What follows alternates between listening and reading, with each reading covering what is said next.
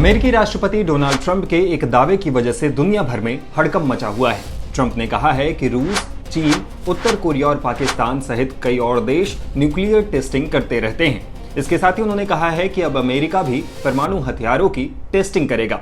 अब ट्रंप के दावे पर चीन की प्रतिक्रिया भी आई है।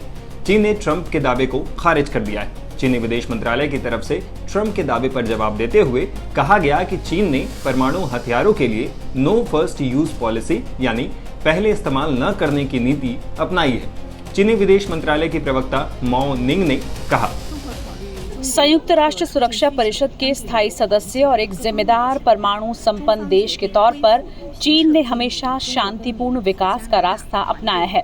चीन ने परमाणु हथियारों के लिए नो फर्स्ट यूज पॉलिसी यानी पहले इस्तेमाल न करने की नीति अपनाई है। चीन परमाणु हथियारों को आत्मरक्षा के लिए इस्तेमाल करने की रणनीति का पूरी तरह पालन कर रहे हैं और न्यूक्लियर टेस्ट को बंद रखने की अपनी प्रतिबद्धता पर कायम है।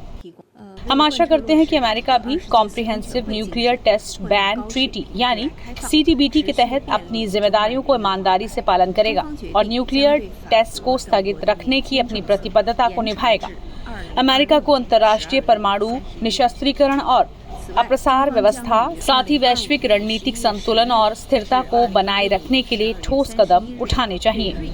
बता दें कि बीते हफ्ते राष्ट्रपति ट्रंप ने अमेरिकी वॉर डिपार्टमेंट को दूसरे देशों की तरह परमाणु परीक्षणों की तैयारी शुरू करने का आदेश दिया था। इसके बारे में CBS न्यूज कार्यक्रम 60 मिनट्स में ट्रंप से सवाल किया गया। इस पर ट्रंप ने कहा, रूस परमाणु हथियारों का परीक्षण कर रहा है और चीन भी उनका परीक्षण कर रहा है, लेकिन वे इसके बारे में बात नहीं करते हैं। हम उनसे अलग हैं। हम इसके बारे में बात करते हैं। हमें इसके बारे में बात करनी ही होगी, क्योंकि ऐसा न करने पर आप लोग इस पर रिपोर्ट करेंगे। उनके पास ऐसे रिपोर्टर नहीं है जो इसके बारे में लिख सके, लेकिन हमारे यहाँ ऐसा है।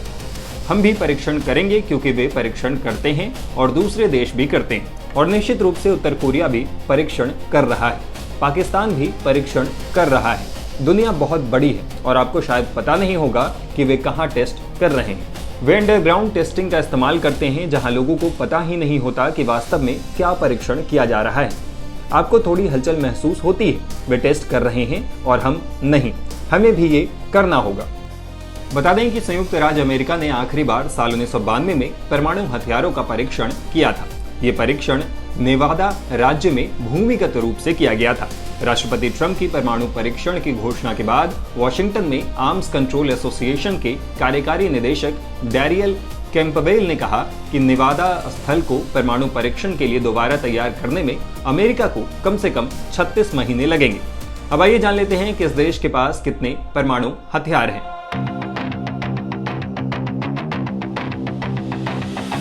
थिंक टैंक सिप्री के मुताबिक रूस के पास सबसे ज्यादा 5,459 परमाणु हथियार हैं। उसके बाद संयुक्त राज्य अमेरिका के पास 5,177 और चीन के पास 600 परमाणु हथियार हैं। दरअसल रूस ने हाल ही में एक नई परमाणु हथियार प्रणाली का परीक्षण किया।